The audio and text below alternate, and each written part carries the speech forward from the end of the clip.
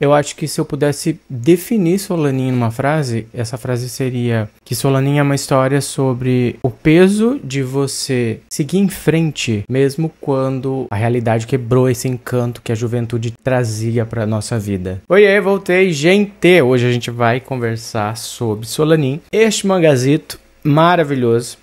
Maravilhoso nem tanto, tá? Vamos com calma, pera lá. Veja bem. Fazia muitos anos que eu tinha comprado esse mangá, me acompanhava por aí e tal. Teve uma época que era muito difícil encontrar essa edição. Eu acho que hoje tem até uma versão que é edição volume único. Mas antes de começar, vamos fazer o ritual padrão. Curte o vídeo, compartilha com alguém que possa gostar e que gosta de mangá e que possa gostar dessa análise, desse vídeo, enfim, de Solanin de uma forma geral. Deixa um comentário também, eu acho que é interessante a gente discutir sobre o que você achou, já leu, não leu, vou ler, comprei. Se quiser comprar também, link dessas duas edições estão aqui embaixo na descrição do vídeo. Comprando por aqui você ajuda o canal.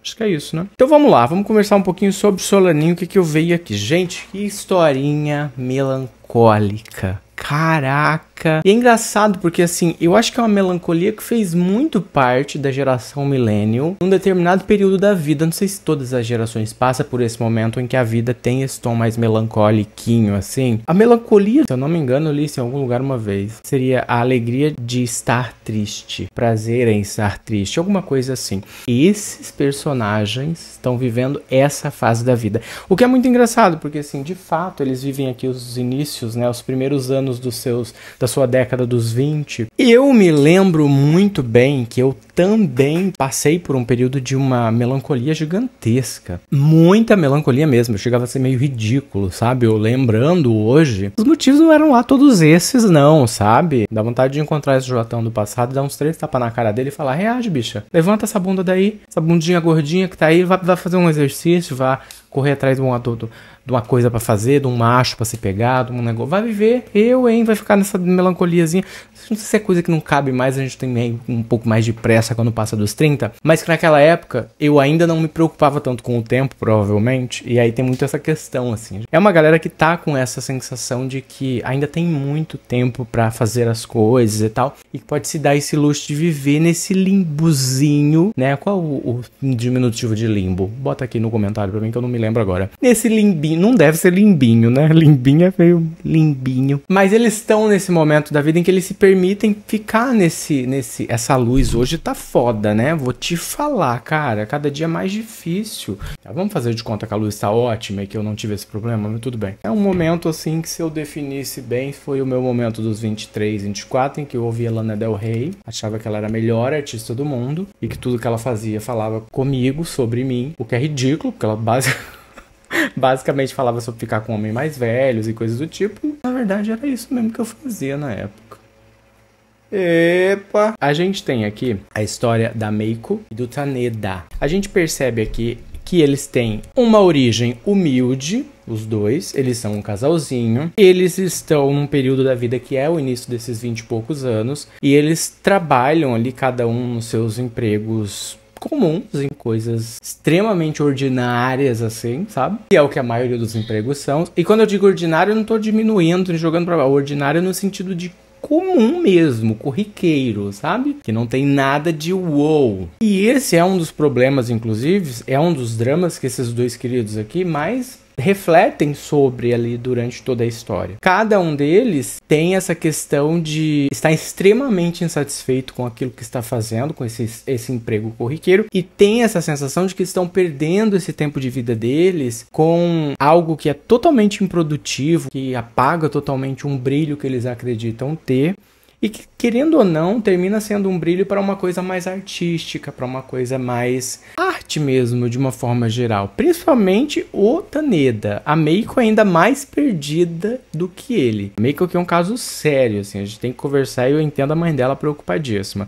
E que isso é engraçado, inclusive, porque é uma dinâmica que a gente também vê. Eu vi na minha vida, eu vi na vida de muitos colegas da minha idade também, que essa presença dos pais na vida deles, de uma forma meio como aterramento, de vez em quando aparecer na sua vida e te chamar na chincha e dizer: querido, é o seguinte, Eu ralei igual uma cadela pra te criar. Eu ralei igual uma vagabunda pra te dar a melhor educação que eu pude. E aí você chega nessa idade, você tá estagnada, parada, sem fazer nada. Você acha que a vida é bagunça, sabe? Claro, numa livre tradução, não se fala isso nessas, mas que tem eles têm esse papel, principalmente os pais da Meiko, né? A mãe da Meiko que aparece na vida dela de vez em quando, chega lá, leva legumes pra ela comer, tem um cuidado assim com ela e tal.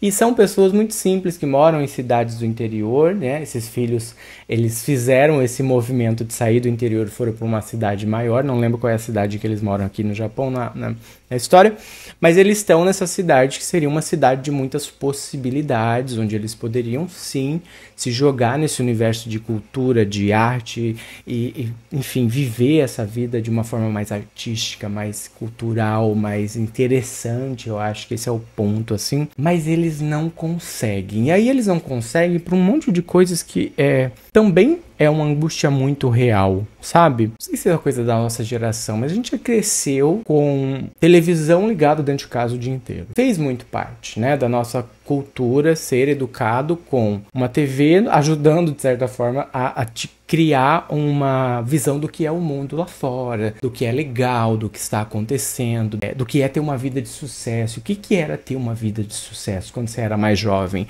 A gente não tinha acesso a uma rede social naquela época, onde você abria um Instagram e via, sei lá, um coach falando que você pode ficar milionário se você investir em não sei o que, se você fizer tal coisa. Esse tipo de coisa não chegava na gente. Eu acho que nem existia direito, né?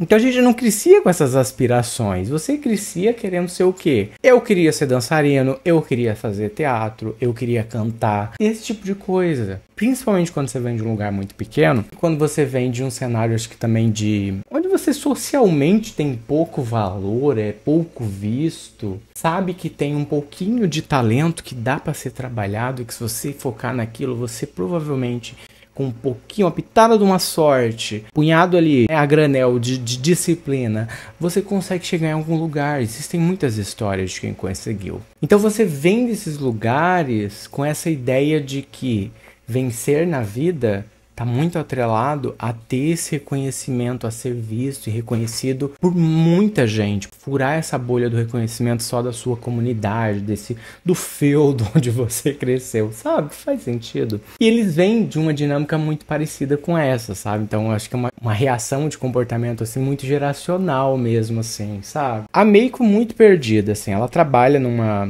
empresa, ela tem um emprego super comum, está super insatisfeita, não sabe muito bem o que quer da vida, o que quer fazer, o que de certa forma é até meio angustiante, né? Uma dose extra de angústia, né?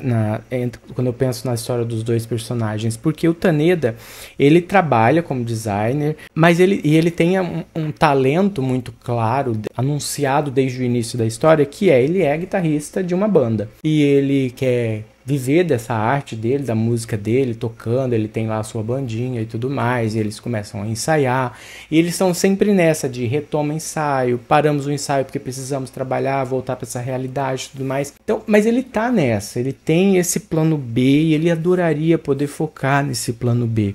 E o que falta para ele focar nesse plano B é um pouco de coragem mesmo, assim, focar naquilo e ter a confiança que ele precisa ter, que aquilo vai dar certo e colocar disciplina em cima daquilo.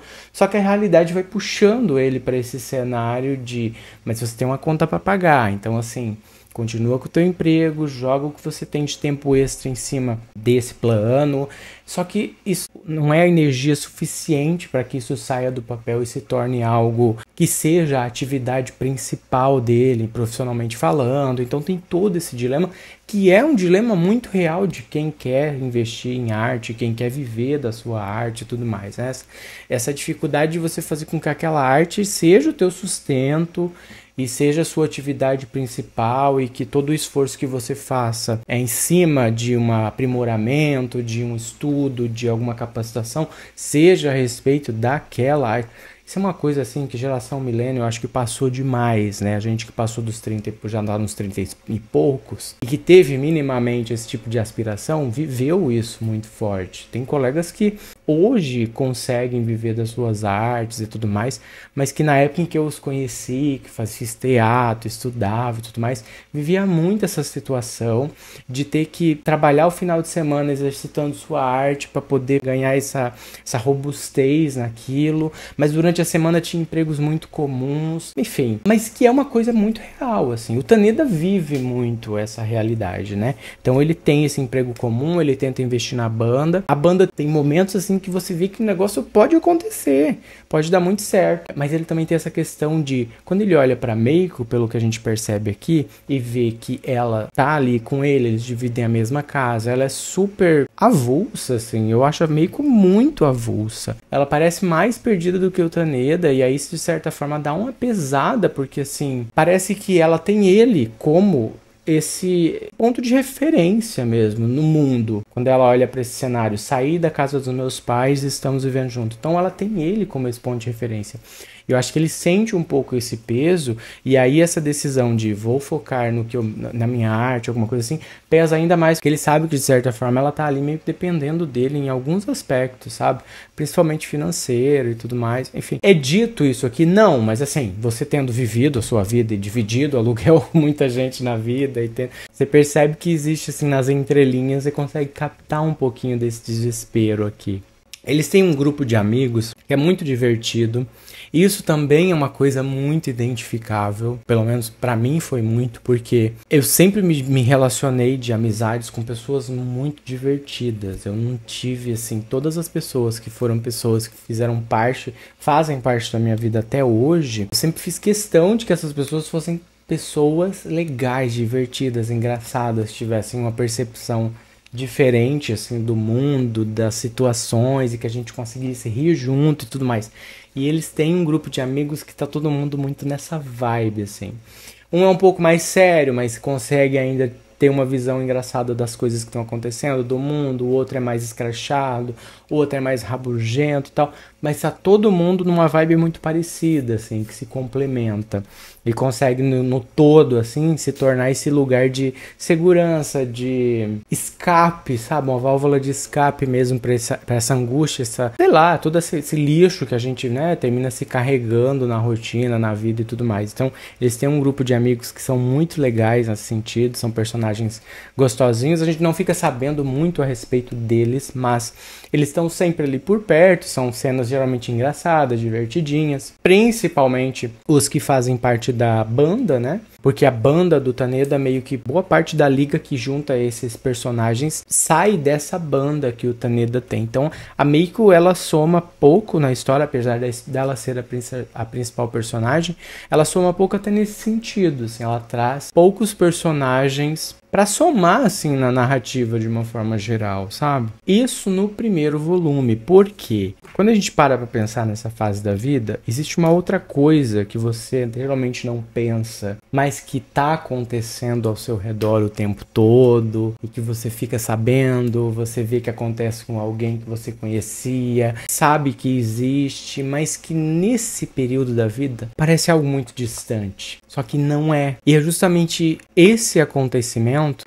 aqui eu tô falando de finitude, caso você não tenha sentido, não tenha captado ainda, vou deixar claro. Esse é uma coisa que tá sempre ali ao redor da gente, né? E no meio de todas essas angústias, a gente vai ter que lidar com essa realidade. A realidade de não ter mais alguém na nossa rotina, na nossa vida, principalmente sendo uma pessoa que era uma base, assim, emocional muito forte. E aí o que acontece nesse segundo volume é justamente esse recomeço, digamos assim, né? E esse recomeço pautado num brilho e numa vontade de viver que não é necessariamente do personagem que sobra, que não é natural desse personagem, mas que quando ele olha pro contexto de quem era essa pessoa que partiu e o quanto essa pessoa tinha sonhos, queria vencer, direcionava para esses sonhos o máximo de esforço que ela conseguia. A vida desse personagem que fica, ela ganha esse novo propósito. E isso é uma parte muito bonita da história, porque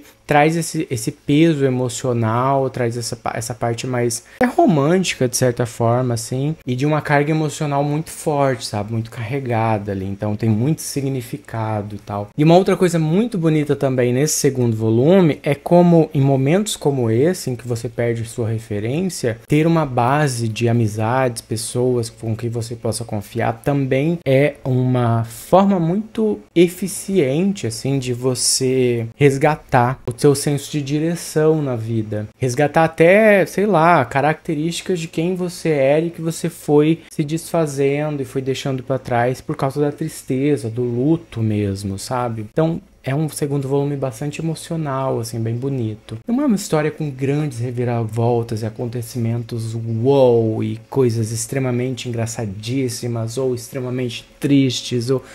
Tudo é muito flash, tudo é muito linear, assim também como a vida, né? Eu acho que também fez parte, talvez, dessa tentativa do Inio Asano trazer esse senso de desinteressância que tem a nossa vida ao olhar do outro, ao olhar das pessoas, sabe? Tipo, ai, quem me viu cair, tipo, sabe aquele meme da moça? Ninguém te viu cair, querida. Ninguém sabe o que você tá passando. Ninguém liga demais, na verdade, por que você tá passando, tirando uma ou outra pessoa muito próxima de você. Traz muito isso, assim, sabe? Como a gente é avulso nas nossas lutas diárias, assim. Então, esses personagens passam por vivem essa mediocridadezinha do cotidiano de uma forma muito, muito real, assim. Isso é traduzido demais aqui, porque realmente os acontecimentos, apesar de acontecerem coisas muito fortes e coisas que impactam a vida de um ou outro personagem ali no meio desse rolê, as coisas continuam acontecendo, a vida continua acontecendo e elas precisam ir conseguindo acompanhar ou não aquela rotina que está passando e o tempo que está passando.